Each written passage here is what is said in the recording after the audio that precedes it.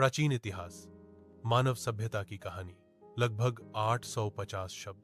प्राचीन इतिहास मानवता की उस लंबी यात्रा का चित्र है जो एक जंगलों में भटकने वाले आदिम मानव से शुरू होकर विशाल नगरों, साम्राज्यों और महान संस्कृतियों तक पहुंचती है।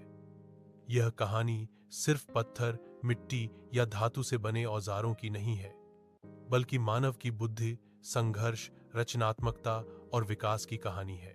आदिमानव की शुरुआत लगभग 20-25 लाख वर्ष पहले पृथ्वी पर होमो इरेक्टस नामक मानव प्रजाति का उद्भव हुआ। यह मानव आग का उपयोग करने, शिकार करने और समूहों में रहने लगा। धीरे धीरे होमो सेपियंस विकसित हुआ, जिसे हम आधुनिक मानव कहते हैं। उस समय का जीवन बेहद कठिन था। ठंड, भूख, जंगली जानवरों और प्राकृतिक आपदाओं से बचना मानव का सबसे बड़ा लक्ष्य था। मानव छोटे छोटे समूहों में घूमकर भोजन जुटाता था। इसे शिकारी, संग्रहकर्ता जीवन कहा गया। पत्थर के औजारों, हाथ, कुल्हाड़ी, भालों और नुकीले पत्थरों का प्रयोग इसी काल में शुरू हुआ। यही वह अवस्था थी जिसे हम पूरा पाषाण काल, पेलियोलिथिक एज कहते हैं।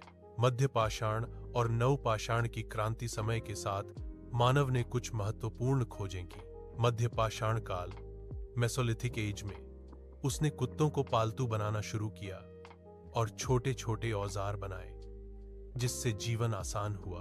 परंतु मानव इतिहास का सबसे बड़ा परिवर्तन नवपाषाण काल, नियोलिथिक एज में हुआ। इस काल को कृषि क्रांति का काल भी कहा जाता है। मानव ने पहली बार खेती करना, पशुओं को पालना, मिट्टी के बर्तन बनाना, स्थायी घर बनाना जैसी क्रांतिकारी चीजें शुरू की।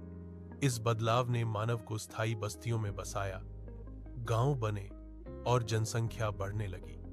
यहीं से सभ्यता की नींव पड़ी। सभ्यता का उदय खेती, व्यापार